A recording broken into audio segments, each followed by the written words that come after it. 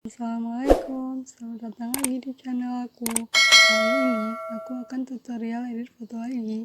Sama seperti video sebelumnya, tetap menggunakan aplikasi Lightroom. Tapi untuk kali ini aku tidak akan edit foto ala aku, tapi aku akan edit foto ala selebgram gitu.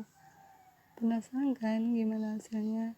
Oh iya, di sini aku tidak menggunakan preset, jadi kalian bisa tonton video ini sampai habis dan ikuti caranya. Lanjut video.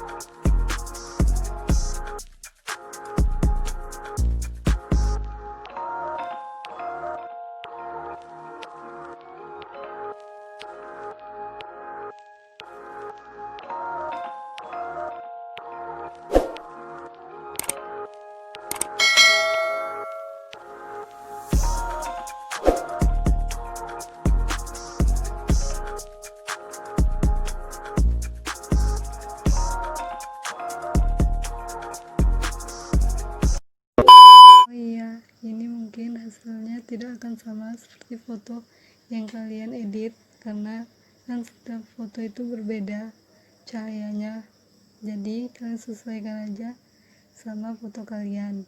Ini contohnya, foto ini padahal sama editannya dengan yang tadi, tapi hasilnya berbeda. Jadi kalian sesuaikan aja sama punya kalian.